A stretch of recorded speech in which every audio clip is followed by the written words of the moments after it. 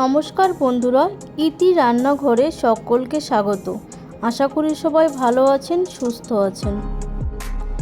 আজ আমি আপনাদের সঙ্গে শেয়ার করব সম্পূর্ণ একটি নিরামিষ রেসিপি, সেটি হলো দই পটল।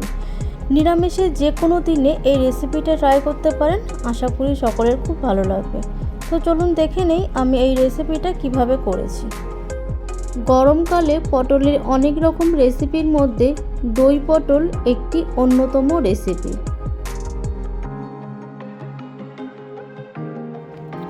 প্রথমে আমি কয়েক পিস পটল নিয়ে নিয়েছি, আর পটলগুলোকে খোসা ছাড়িয়ে নেব। খোসা ছাড়ানোর সময় আমি কিন্তু সম্পূর্ণভাবে খোসাটা ছাড়াইনি, এইভাবে মাঝে মধ্যে একটু একটু করে রেখে দিয়েছি। সবগুলো পটলের খোসা ছাড়ানো হয়ে গেলে আমি এরকমভাবে দুপাশ থেকে কেটে নেব। আর দেখুন, পটলের মাঝখানে আমি কিন্তু আড়াআড়িভাবে কেটে দিয়েছি, এতে আমার রান্না করতে সুবিধা হবে আর ভেতরে মশলাগুলোও ঢুকবে।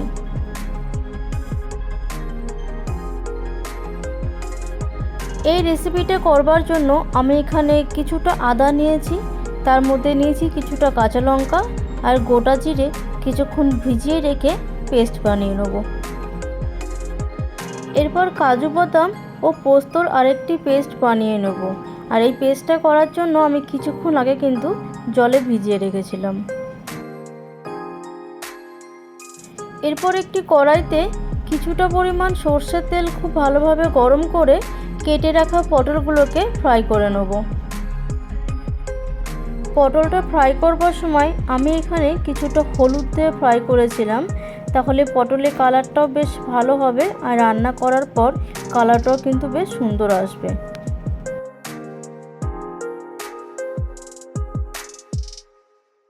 পটলগুলো ফ্রাই করা হয়ে গেছে, এবার আমি তুলে নেব।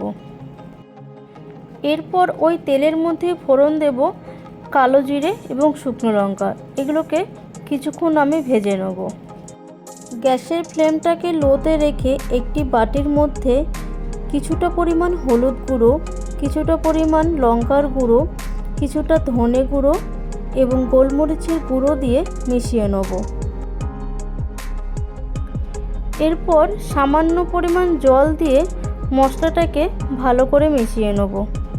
জলের মধ্যে এই মশলাটাকে মেশানোর সময় একটু ভালো করে মেশাতে হবে, দেখে নিতে হবে যেন ডেলা ডেলা না পেকে থাকে। আদা জিরে এবং কাঁচা লঙ্কার যে পেস্টটা বানিয়েছিলাম সেটা এবারে ফোড়নের মধ্যে দিয়ে কিছুক্ষণ ধরে নেড়ে চেড়ে দেবো। যতক্ষণ না এটা কাঁচা গন্ধ দূর হবে ততক্ষণ কিন্তু লো ফ্লেমে এটাকে কষিয়ে নিতে হবে।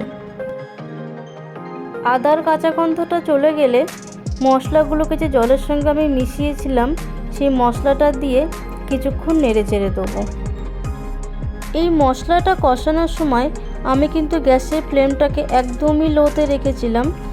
মশলা থেকে যখন তেল ছেড়ে দেবে তখন দিয়ে দিয়েছিলাম কাজু ও পোস্তর যে পেস্ট সেগুলোকে দিয়ে আবারও কিছুক্ষণ ধরে নেড়ে চেড়ে দেবো। 5 থেকে 6 মিনিট এইভাবে কষিয়ে নেবার পর যখন আবারও তেল ছেড়ে দেবে তার মধ্যে দিয়ে দেবো ভেজে রাখা পটল। মশলার মধ্যে পটল দিয়ে আবারও কিন্তু কিছুক্ষণ পটলগুলোকে কষিয়ে নিতে হবে।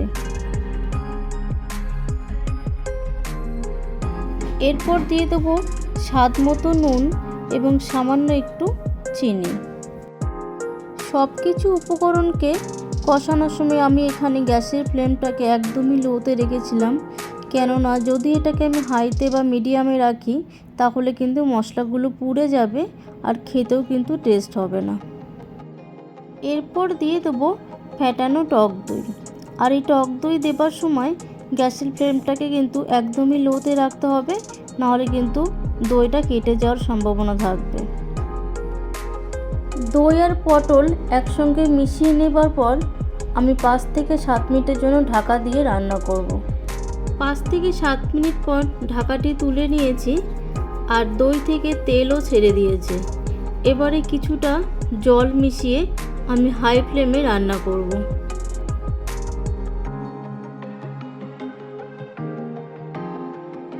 কিছুক্ষণ পর গ্রেভিটা ঘন হয়ে আসলে গুঁড়ো গরম মশলা এবং ঘি মিশিয়ে নামিয়ে নেব।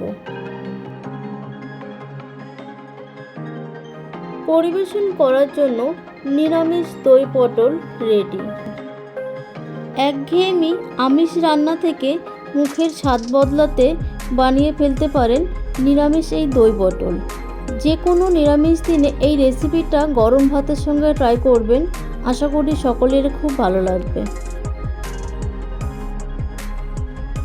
আমার এই রেসিপিটা যদি আপনাদের ভালো লেগে থাকে অবশ্যই কমেন্টে জানাবেন, ভিডিওটিতে লাইক এবং চ্যানেলটিকে সাবস্ক্রাইব করবেন। ধন্যবাদ। সবাই ভালো থাকবেন, সুস্থ থাকবেন। আবার দেখা হবে একটি নতুন ভিডিওর সাথে।